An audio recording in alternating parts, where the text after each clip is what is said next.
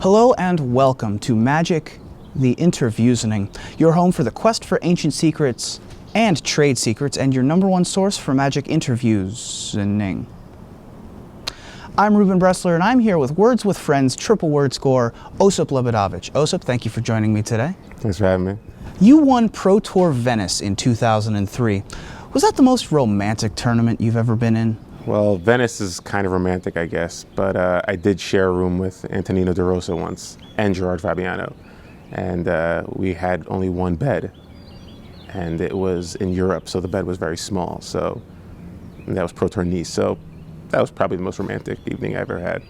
You won that Pro Tour with Astral Slide, featuring the giant anthropomorphic jungle cat himself, Jareth Leonin Titan, against Tommy Wall of Bees, who used to write for Star City Games long before any of us were even born. Now that you're on the StarCityGames.com payroll, are you prepared to lose a pair of Pro Tour finals and an Invitational finals like Mr. Rootwalla? Well, I think that'll finally get me into the Hall of Fame. Sure, why not? That deck, and many others, were the product of Team CMU TOGIT, one of the first Magic super teams. Did you have an advantage over other teams from the past because you early on had uncovered the real secret to a great super team, the power of acronyms? I pretty much hate every decision I've made up to this point that led me here.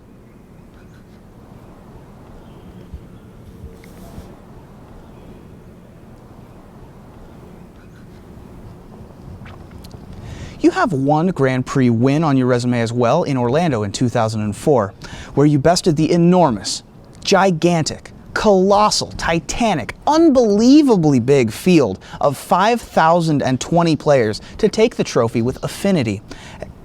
I'm sorry, there was something on my paper there. Oh. That was actually just 502. Did you start playing Magic in the Stone Age? Yes, tournaments were smaller back then, but it's not the size of the tournament that matters, but how you use it. Or, well, you get what I mean. Or more realistically, the Ice Age. I did start playing during Ice Age, the set, but I'm not nearly as old as you are making me out to sound. I'm terribly sorry. Your most recent Pro Tour top 8 was in 2006 at Pro Tour Honolulu, where you lost to eventual champion Mark Herberholz in the quarterfinals, and is also the site of perhaps the most famous moment in Magic history. Craig Jones's top-decked Lightning Helix in the semifinals against Olivier Rouel. That top 8 also featured the other Rouel brother, Antoine of Eos, as well as Tiago Snapcaster Chan and Pro Tour stalwart Rude Worm Harvesthoven. What's it like being a footnote at the bottom of the coverage? You're not making this easy, Reuben. What's your favorite part about doing SCG live commentary? These intimate moments that I get to share with you. What's the most underutilized card in Standard? Probably Gyre Sage. I actually think that card's really good. What do you think are the top 3 decks in Legacy? Anything Adam Prozac decides to play. If you could ban or unban one card in any format, what would it be? I would ban any card that starts with Jace. What's your opinion of the StarCityGames.com Invitational? There's a lot of good competitors, but it's not nearly as stressful or as a Pro Tour. The players kind of know each other a little bit more. There's a little more familiarity because they see each other more than once every other month. So I think it's a really good atmosphere. You are well known as a New York, New Jersey area player, specifically at Neutral Ground.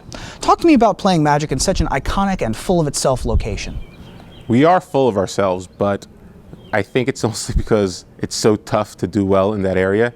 The Northeast in general just has such a high concentration of good players that it's hard to really rise up, and when you do, you kind of naturally just feel good about yourself. As part of Team Shenanigans at Grand Prix DC in 2004, alongside Adam Horvath and Patrick Sullivan, you made it to the finals where you lost to Team That's Me, featuring the Florida-based team of Chris Fennell, Charles Gindy, and Bill Stead. Do you think New York Magic players or Florida Magic players are more self-aggrandizing? Well, I think both are probably somewhat arrogant. I think with good reason. New York players are very good. Florida players are very good too when they're not getting disqualified from tournaments every once in a while. But beyond that, I think when it comes to drafting, I definitely think Florida players think they just are better drafters than the rest of the world. I don't know if anyone's told you this, but you're very tall.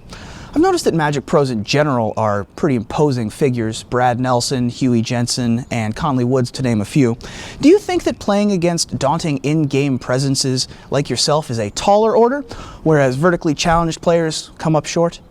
I like the wordplay, but no. Lastly, you're a tournament-level Latin dancer.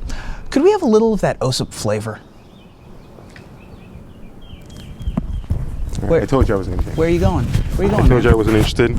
I said, don't bring it up. I said, I didn't want to do it. Where are you going? I just wanted to dance.